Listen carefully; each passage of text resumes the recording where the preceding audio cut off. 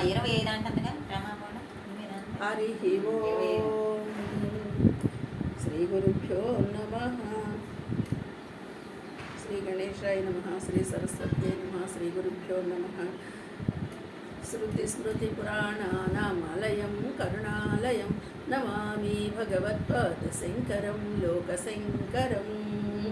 నారాయణం నమస్కృత్య నరం చైవ నరోత్తమం దేవీం సరస్వతీం వ్యాసం తతో జయముదీరయేత్. హరి ఓం.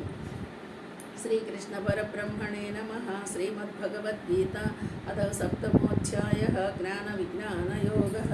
7వ అధ్యాయంలో 25వ శ్లోకం. నాహం ప్రకాశ సర్వస్య యోగమాయా సమావృతః మూఢోయం నాభిజానాతి లోకో మామజమవ్యయం. ఈ శ్లోకంలో మనకేం చెప్తున్నారంటే నా అహం ప్రకాశ సర్వస్య యోగమాయా సమావృతః మూఢః అయం న అభిజానాతి లోక మాం అజం అవ్యయం. అంటే యోగమాయ, నా యోగమాయచే సమావృత అంటే కప్పబడిన వాడై, అహం నేను, సర్వస్య ప్రతి వ్యక్తిని, ప్రకాశన ప్రత్యక్షముగా గోచరించువాడని కాను. ఇక్కడేం చెప్తున్నారు? నా యోగమాయ చేత కప్పబడిన వాడినై. అంటే ఇక్కడ ఎవరు కప్పబడుతున్నారు? పరమాత్మే మాయ చేత కప్పబడుతున్నాడు. ఎక్కడ?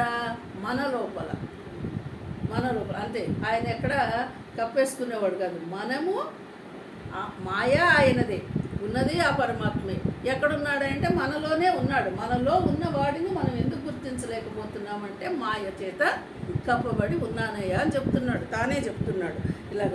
ప్రతి వ్యక్తిని ప్రత్యక్షంగా గోచరించువాడని కాను. అంటే ప్రతి వ్యక్తికి కూడా నేను ప్రత్యక్షంగా కనపడను. ఎందుకు కనపడనంటే అది నా మాయ, కనపడను. అయితే మరి ప్రత్యక్షంగా కనపడని వాడిని అంటున్నాడు కానీ మరి పరోక్షంగా కనపడతాడా? పరోక్షంగా కనపడతాడు.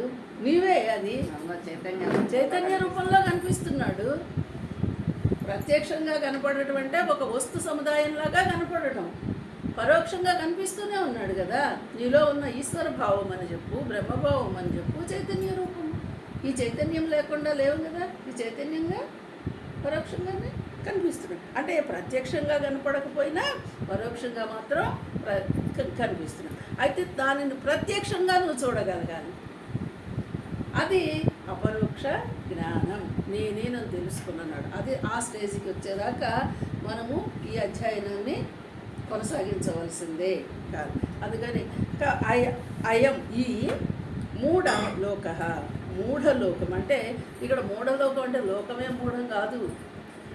మనం అజ్ఞానులను, అజ్ఞానంతో ఉన్నవాళ్ళు నన్ను అజం జన్మరహితునిగా, అవ్యయం శాశ్వతునిగా, నా అభిజానాతి తెలుసుకొనలేదు అంటే తెలుసుకోలేరు.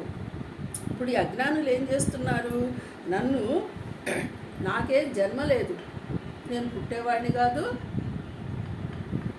ఒకప్పుడు లేకుండా ఉండేవాడిని కాను, మరి శాశ్వతుని, నేను ఎప్పటికీ శాశ్వతంగా ఉండేవాడిని, అలాంటి నన్ను తెలుసుకోలేకపోతున్నారు అని చెప్పి అంటున్నాడు. ఎందుకు తెలుసుకోలేకపోతున్నామంటే మూఢులు కాబట్టి, అజ్ఞానులు కాబట్టి. అదే జ్ఞానికి పరోక్షంగా ఉనికి రూపంలో, ఇప్పుడు దేహం ఉన్నది అంటే దేహానికి చైతన్యము ఉన్నది, ఆ చైతన్యమే పరమాత్మ.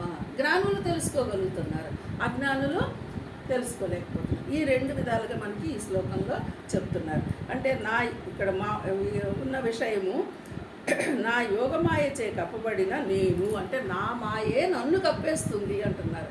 ఇక్కడ కొంచెం కన్ఫ్యూజ్ అవుతారేమో. కన్ఫ్యూజ్ కాకండి. మాయా నాదే, మీకు తెలియకపోవడానికి కూడా కారణము నేనే. ఎందుకు కారణమయ్యాను? నీవు అజ్ఞానివి కాబట్టి.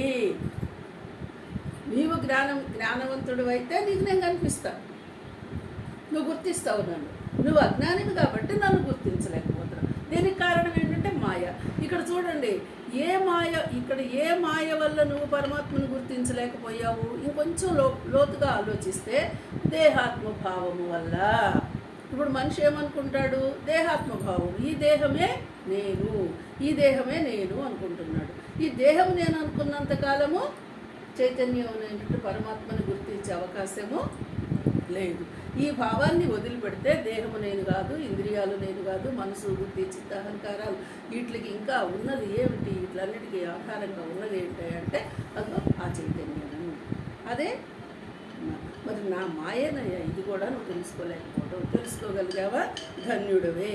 ఇలా అంటే ఈ రెండు రకాలుగా మనకు చెప్తున్నారు. అందుకని నేను అందరికీ గోచరించనంటున్నాడు, కానీ కొందరికైనా తెలుస్తాననే చెప్తున్నాడు. అంటే ఎవరికీ కనపడకుండా ఉండేవాడేం కాడు, తెలుసుకుని. అజ్ఞానులు నన్ను జన్మ రహితునిగా, శాశ్వతునిగా, పరమేశ్వరునిగా తెలుసుకోలేరు. అజ్ఞానులు నన్ను తెలుసుకోలేరయ్యా, నేను ఎప్పటికీ శాశ్వతంగా ఉండేవాడినని. మరి నన్ను జనన మరణములకు లోనగువానిగా అంటే ఇక్కడ చూడండి, మనం ఏమనుకుంటున్నాము?